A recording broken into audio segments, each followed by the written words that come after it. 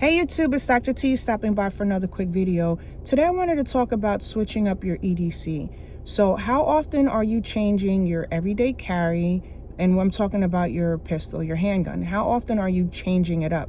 I've been seeing videos where, one day somebody will carry, maybe their Glock. Then tomorrow they may carry their Smith & Wesson. And then, the next day they may carry their SIG. So I just wanted to know, what are you doing with your EDC? Are you switching it up every day? And if so, why? So again, everyone can switch up whatever they want to. It's their gun, it's their choice. They do what they want to do. So I totally get that. But is there a downside to switching up so often? What is going to happen when, God forbid, there comes a day when you need to use it and you thought you carried your Glock that day, but in fact, you had your SIG that has a safety on it and your safety's engaged, and you forgot and you go to squeezing the trigger and it's not click. It's just, oh, here's click. Okay. So not a bang. So I just want to talk with you guys. Have you thought about the downside of constantly switching?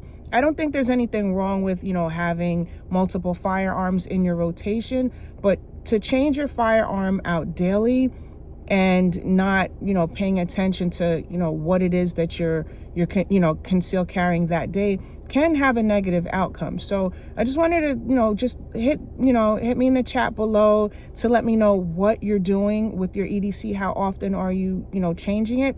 I know I've been watching videos and some people have had their EDC for years, 20 years, 10 years. They carry the same firearm and their muscle memory is, down pat, versus someone who may have an instance where they stumble.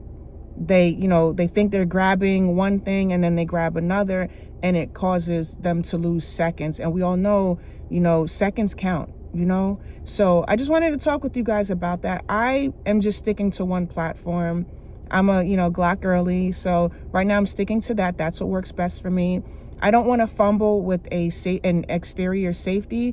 The Glock has many internal safeties that are that are built into the gun. So I don't worry about having to physically flip a manual safety. So for those of you who carry those with manual safeties, have you considered, are you practicing, in the event of an emergency, like making sure that all those safeties are properly, disengaged before you try to shoot?